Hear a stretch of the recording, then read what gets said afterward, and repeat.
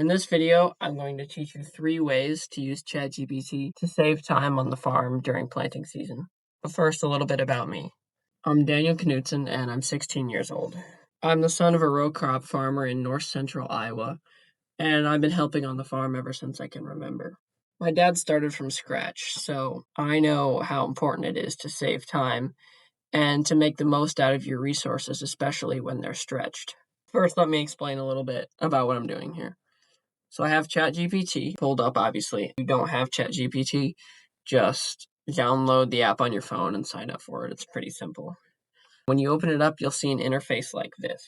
So the first prompt I'm going to show you how to do is going to be using AI for research. If you don't make up all your seeding rates before spring, or you find yourself needing one, I'm going to show you how you can use ChatGPT to figure it out really quickly and how to not just get a generic textbook answer.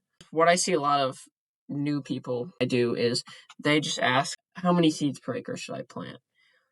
They don't give it any context, and so they just get a generic textbook answer.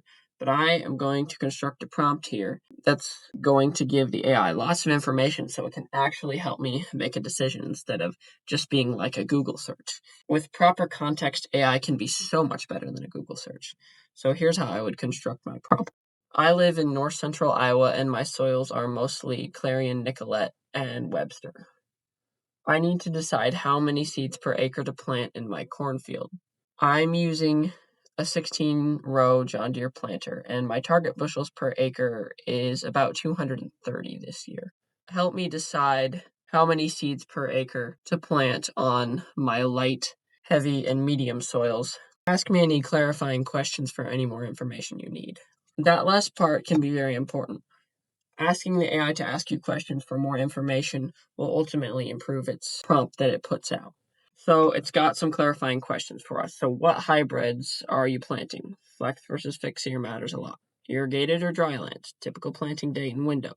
Historical yield by zone. The drainage on them. The stand establishment percent. The row spacing.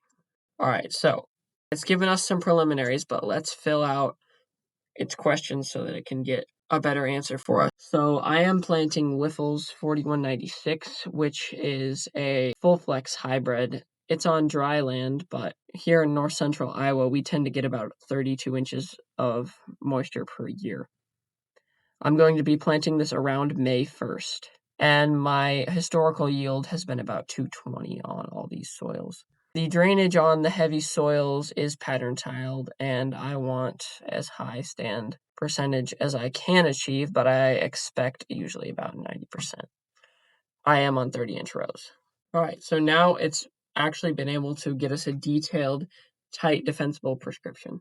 So with Wiffles 4196, population less aggressively to pushing higher populations. All right, with a full flex hybrid and a high stand, pushing the populations too high is actually not that helpful, is what it's telling us. And so it's prescribing us about 35,000 for the heavier stuff and 30,000 for the lighter stuff, which is about what my dad plants, and he's done his own studies on that.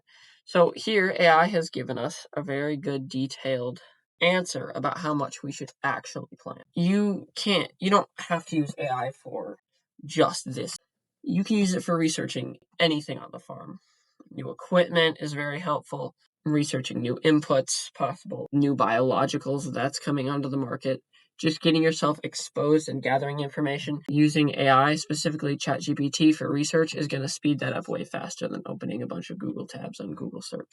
The next prompt is going to be a problem-solving prompt. Now, AI isn't just good at research. If you're having problems, it can be very helpful for solving them because it can congregate all the Reddit threads, all the posts, all the stuff from company websites, and pull it very quickly from you into an easy chat interface, just like you're talking with your mechanic to solve a problem. So let's do an example of solving a problem on a planter. I have a 2021 John Deere 24-row planter, and I am getting consistently high skip rates. About every 8th to 10th kernel of corn is skipping. Help me narrow down the potential reasons for this mechanical failure.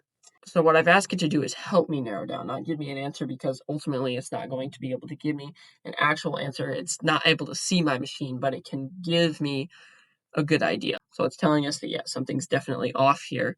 And let's start with the most likely root causes. If you're somewhat new to farming or you're not a mechanic, this can help you just think through everything if you ask it. It'll tell you what to check. Obviously, it says verify correct disc for your seed. It's like just make sure you're using the right meters. Pretty simple, but you never know. Vacuum, air system, seed treatment, graphite issue, population versus ground speed. This tells us it's an underrated issue or underrated cost, so maybe less people think about it, but it can definitely be a cause. Seed tube sensors, drive system. It says it's going to help us diagnose here. Slow down to 4.5 miles per hour.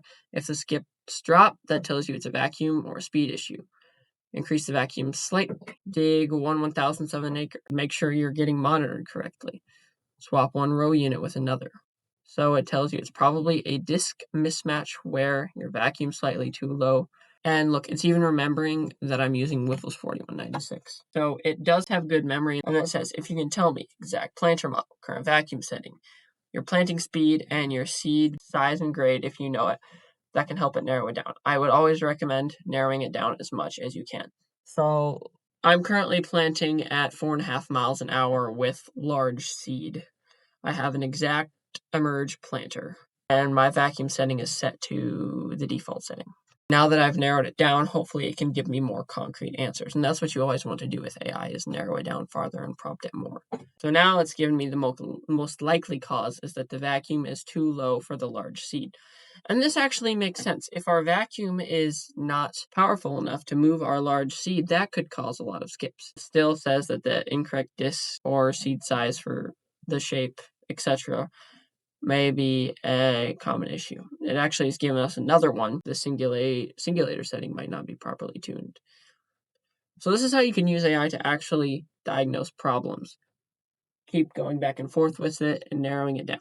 Eventually, if that doesn't help you solve the problem, which it will in most cases, or at least find the problem, you may have to call your mechanic. But this will definitely help you save time out in the field and have to call your mechanic less. All right, now the last type of prompt that I want to show you in this video specifically for planting with ChatGPT is going to be making a schedule. ChatGPT is capable of pulling current weather and semi-current data from most websites. So here's what we're going to do. We are going to ask it to help me figure out when I should plant in a specific area for the next few days. I want to make a planting schedule to help me finish up my planting. I have about 500 acres of corn still to plant near Mason City, Iowa. Look at current weather and current soil conditions. Tell me what days I will be likely to plant. And with my 24-row corn planter, how many acres I can get done. Create a complete plan to get the rest of the 500 acres planted, including what days I should plant how many acres on. This is definitely going to be more of a challenge for it, as scraping the web, especially, and getting soil quality conditions is going to be very difficult. But as you can see, today, storms and wind, which is correct. It's currently storming outside. Ooh, look, it pulled me a live weather panel here, although that's a little rough. So, realistic field capacity. It says 30 to 35 acres an hour. My dad is currently planting, and he's getting about 40, but he's doing long rows and no end rows, so that's very realistic. That's correct. It says we got recent rain and storms, cool temps after the front. So, with our heavy soils, Webster, Clarion, like I had mentioned earlier. I didn't tell it that in this prompt. I remembered that from earlier. And with 500 acres remaining, we're going to probably have to wait all the way till Saturday, and Sunday could be our first full day. And then Monday, it says we're going to have to push and target about 160 acres. And on Tuesday, we should be able to complete if we push really hard, because that's true. By next Wednesday, we're probably going to have another system coming through.